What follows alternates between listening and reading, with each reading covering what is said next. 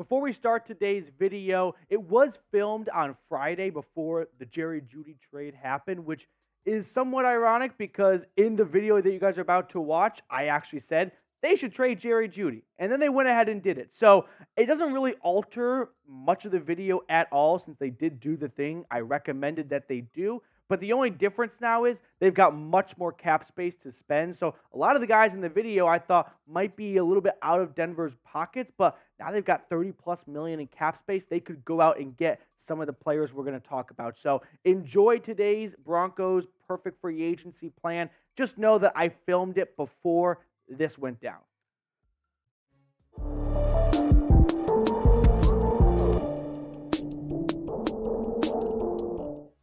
On today's show, we're going to run through a 5-step plan for the Denver Broncos to have a perfect 2024 NFL free agency.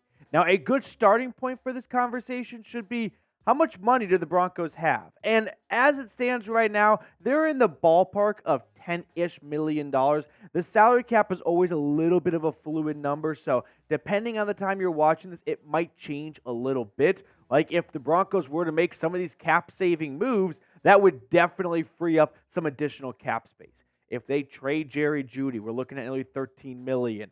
I don't think they'll have to cut Courtland Sutton. I know they had to cut Justin Simmons, but there was no one interested in trading for a safety after all those other previous safeties were released. So I think they could get something for a trade for Sutton. Same goes for Bolles. Again, these are just options. They don't have to make all these moves. They could cut DJ Jones for nearly $10 million. Samaje Perine gets him $3 million. Tremon Smith gets him $2.5 million. So these are just some options at Sean Payton's disposal if he wants to generate more cap space. Now, with that being said, let's run into my 5-step perfect free agency plan. And step number 1 is sign defensive tackle DJ Reader. We have talked about him at length on the channel for the last 2 months or so, and now it's time to put our words into action. My contract offer for DJ Reader is a 3-year, $40 million contract. That's an average of $13.3 million a season. That is definitely on probably the skinnier side than DJ Reader is looking for. PFF ranked him 11th out of 130 qualifying DTs last season. He's been one of the best defensive linemen for the Cincinnati Bengals and just all around interior run-stopping guys. But unfortunately, I don't have a ton of money to spend. Like, the Walton Penners are very fine with spending cash on players, but there is a salary cap in place. And at some point, there is a line in the sand, and the Broncos are right at that line. So DJ Reader might be able to get a bigger contract elsewhere, but I wonder with Christian Wilkins hitting the open market, maybe he's going to get the number 1 defensive tackle. Not maybe. He will get the number 1 defensive tackle contract, and so that might lead to Reader getting a little bit of a smaller deal. Plus, he's approaching 30. He's coming off a torn quad in December, so teams may feel like he's not ready for the start of 2024. And all those factors, well, they're not great, but they could play a path for Denver landing DJ Reader. Now, I am looking for guys that can help stop the run. Denver could not stop a nosebleed last season, and DJ Reader in the middle of this defensive line will immediately provide a 180 for this run-stopping unit. Before he went down last year, PFF gave an overall grade of 82.2, run defense 75.3, 22 stops. That's when you tackle a guy for a loss or a failure of a play offensively. 34 pressure, so he can get after the quarterback a little bit as well, and 2 sacks. Over the last 4 seasons, the journeyman who started his career off in Houston and is currently in Cincinnati has never been a premier pass rusher from the inside. But you know what? That's perfectly fine. I'm not paying DJ Reader to get after the quarterback. There's other guys who have that responsibility. I'm paying DJ Reader to sit right next to Zach Allen on this defensive line and take over from Jonathan Harris or DJ Jones and stop the run. That is priority number 1. Run-stopping units tend not to really pop up on the box score a ton, but when you can't control the line of scrimmage, all of a sudden the opposing offense can turn a 2nd and 7, and they can run it and either get to a 3rd and 1 or pick up a first down without even having to throw the ball down the field. You have got to get better in the trenches on the defensive side. DJ Reader will be an immensely helpful player for that cause. Now, free agency, it's almost here. It's freaking here, guys. Rumors are coming out right now every single hour, which is why you have to be subscribed to the channel. That way, when news, trades, releases, signings, all that good stuff happens, you are not in the dark. So join one of the fastest growing Broncos YouTube communities out there and help us get to 20,800 subscribers. Step number 2 in my perfect free agency plan for the Broncos is trade wide receiver Jerry Jeudy. Kind of torn about this one, a little bit mixed emotions. I'm not dying to run to the altar and move on from Jerry Jeudy, but you look at what he's done over 4 years, I don't think anyone can say with their chest that Jerry Jeudy's about to turn a corner and live up to that first round expectations. And if you could get a round 2 pick for him, which I think Denver could, man, it feels like now would be a good time to take it and run. The Broncos held on to him after last offseason when they were shopping him reportedly, and I bet if they could go back in time, they would do things differently. So maybe this time they ultimately do pull the trigger on a trade. So which teams could be interested? Well, if we're thinking about teams wanting to get him for a second rounder, the Patriots and Giants would be awesome. I don't think they're going to part ways with a top 40 draft pick for Jerry Jeudy. The Browns are definitely an interesting option to keep an eye on. They are no strangers to making trades. They've made a lot of trades with their current GM, Andrew Berry. The Packers, the Texans, and the Ravens. They're not as high as Denver would like, but you got to wonder. Green Bay, coming off a playoff win, Jordan Love was throwing to like plumbers and mailmen last year. How about you get him a real target like Jerry Jeudy? That could be something both sides agree on. And then if Denver does get Green Bay or Houston's second-round pick, well, now you look at their 2024 draft picks in their arsenal at that position. They move back into round number 2. They have a first, they have a second, they have a third. They could even trade back from number 12, get some additional day 2 draft picks, and all of a sudden, what's looking pretty doom and gloom for the first 2 days of the draft with only 2 picks in the top 100, they could turn that Jerry Jeudy trade and another pick at number 12 being traded to going from 2 to 5 picks maybe even the first 2 days of the draft. Now, who are you going to get with that second-round pick? I'm thinking Michael Penix. I don't think there is a quarterback worth taking at number 12. I know there's so much J.J. McCarthy smoke, and we've talked about that before on the channel, but let's say J.J. McCarthy even goes before the Broncos pick at number 12.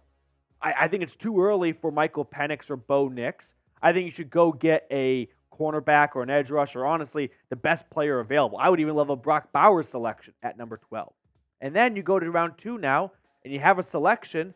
I don't think you can count on Bo Nix or Penix falling to you in round number 3, and Michael Penix is my favorite of that second tier of quarterbacks between McCarthy and Bo Nix. So let's go get the stud out of Washington.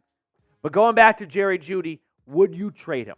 Yes or no? Do you feel like it's time to close the Jerry Jeudy chapter and move on to the next guy? Or do you feel like it's worth holding on to him for one last year? And hey, it's a contract season for him. He's likely going to have a big year as a result. So maybe hold on to him and maybe you figure out a long-term contract. Step number 3 in my perfect free agency plan, we are signing tight end Gerald Everett. We're not going to break the bank. We don't have a ton of dough to spend here after all, and we spent a good chunk of it on DJ Reader, but we did free up some cap space by moving on from Jerry Jeudy. So I think a 1-year, $4 million contract is very much in play for Gerald Everett. His last contract was a 2-year, $12 million, so a slight decrease on average, but he's a bit older than he was 2 years ago, so that kind of checks out in my book. Over the last 4 years, the guy who started with the Rams and then ended with the Chargers most recently, I mean, he's a huge body target, like one of the fastest and biggest guys, pound for pound, in the National Football League.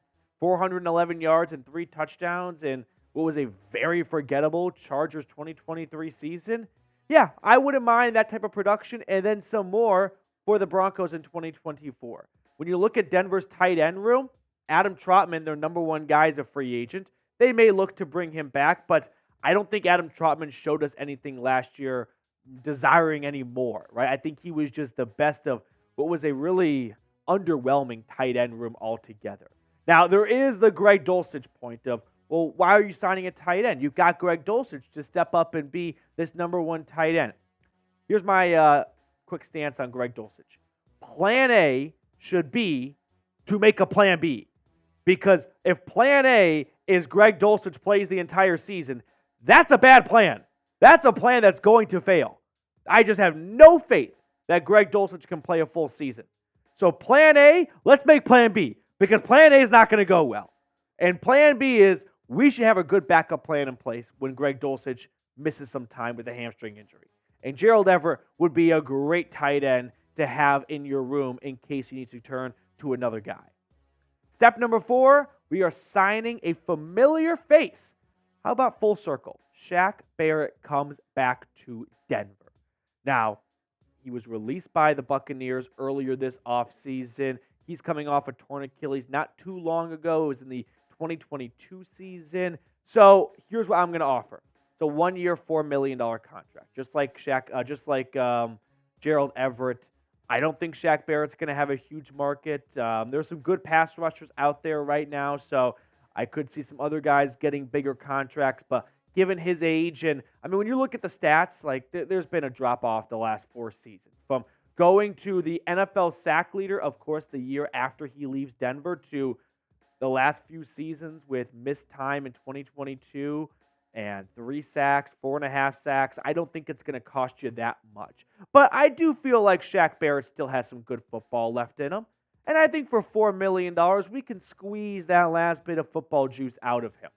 And when you look at the outside linebackers / just overall edge rushing unit for this team, I think it's good. I don't think it's great. I don't think it's bad. I think it's good. I think it is putting your driver away and just accepting, I'm going to be an iron guy off the tee this day, and we're just going to settle for right down the middle of the fairway, but we're not going to get a whole lot of yardage on it. So adding Shaq Barrett to the rotation of Jonathan Cooper, Baron Browning, and Nick Benito, and maybe another rookie to go along with it, I think that gets you in a good spot as a committee for 2024. 5th and final step for a perfect free agency. I kind of debated about these last two, but I'm going to go with signing cornerback Tre'Davious White. Now, I'm definitely open to ideas, but if we're thinking about key positions in the NFL, it's edge rusher and it is cornerback.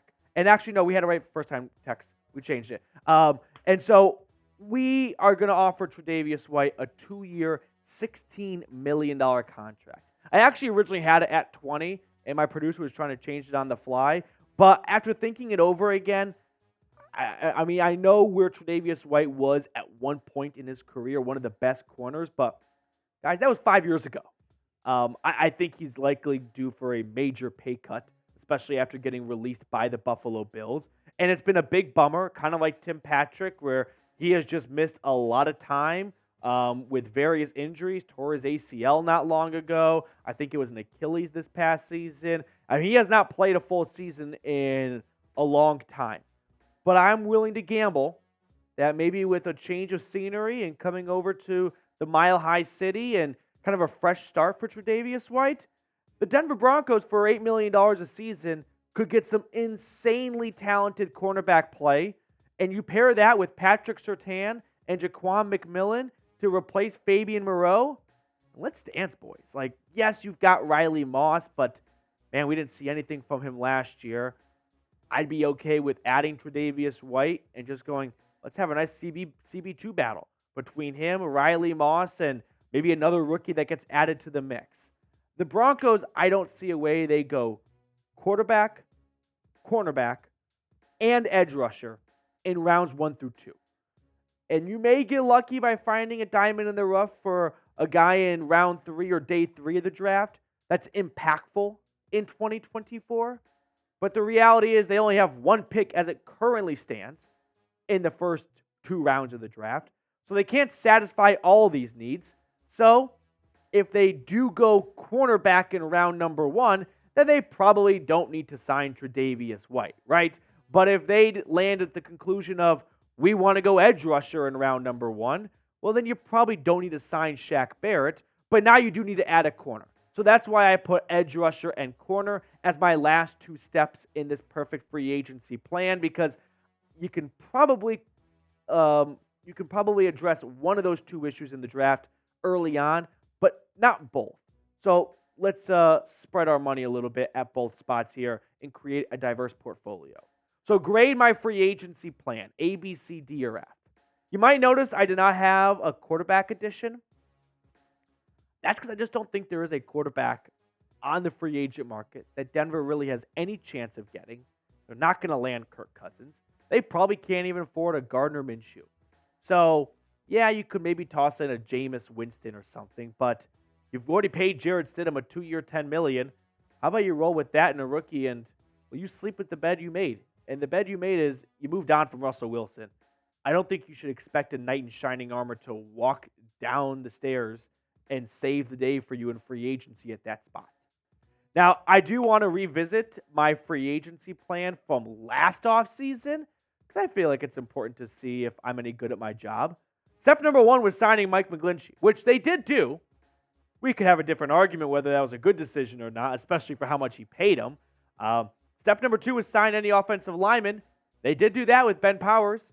Number 3 was David Montgomery. Does anyone wish they added a running back last offseason other than Samaje Perine? Because you didn't get a whole lot of production from Javonte Williams, unfortunately. So that may be one where they went, maybe we should have added a higher profile RB.